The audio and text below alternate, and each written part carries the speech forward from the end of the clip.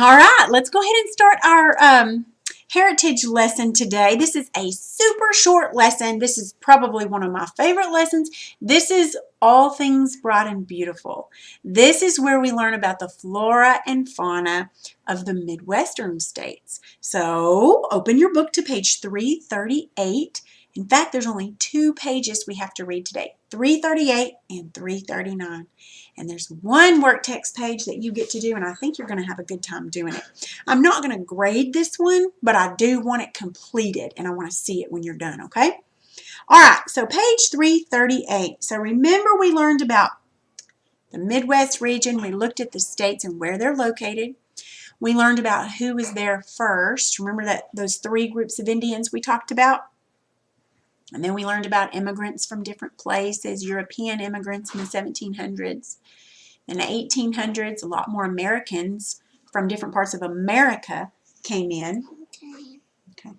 And then we had finally people started coming in and scientists started helping the farmers, and we get good food from there and blah, blah, blah. So we learned all about that. It's called America's Heartland. It also became known as America's breadbasket because of the great soil there, and they could grow things. All right, so on that note, let's look at page 338. Look at that beautiful picture. If I was there, I would get my chair, the one I take camping, and I would put it right underneath that tree right there, and I would just sit there, and I would look how beautiful everything is. I just think that's beautiful. All right, let's read about the flora and fauna of the Midwest. The Midwest has a variety of plants and trees. The plains in the eastern part were once covered in deciduous forests. Deciduous trees are those that lose their leaves each year. Although much of the forests are gone now, many trees remain. A common tree is the cottonwood. It grows along creek banks. This tree gets its name from the way it disperses its seeds by wind. They float through the air on a cotton-like material. The northern Midwest region has many evergreen trees. Spruce, hemlock, and pine fill parts of Michigan, Minnesota, and Wisconsin. The Midwestern states have chosen a wide variety of state flowers. Several of these flowers grow naturally in the wild. The prairies are a good place to find the pasque flower, the wild prairie rose, and the sunflower. Minnesota's flower, the pink and white showy lady's slipper, grows in wet areas or swampy parts of the woods. Other states have chosen the blossoms of shrubs and trees, such as the hawthorn and the apple tree. The Midwest has many kinds of animals. Before settlers arrived, buffalo, wolves, and cougars lived in the Midwest. Black bears, deer, and moose still live in parts of the region.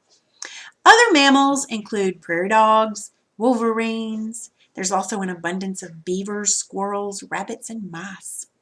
Many birds live in the Midwest.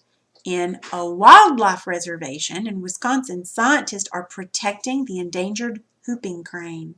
By contrast, songbirds are common throughout the entire region. Midwestern states have chosen some of the most familiar or loved birds as their state birds.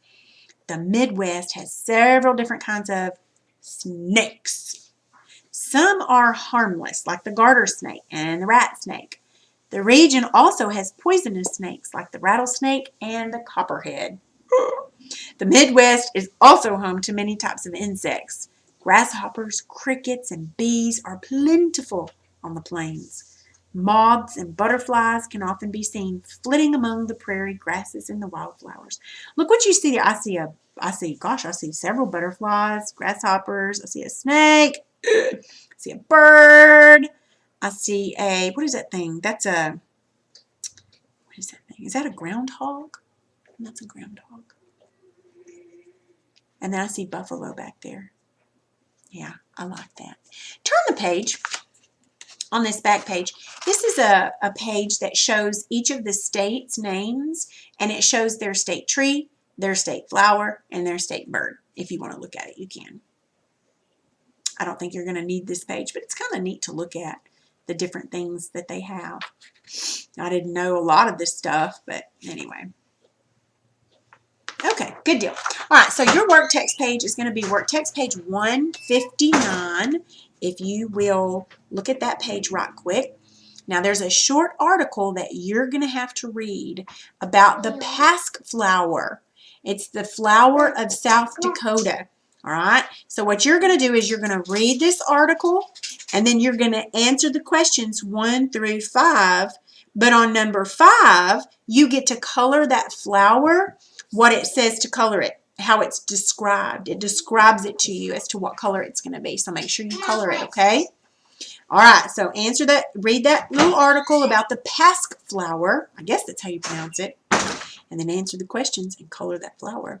Okay? All right.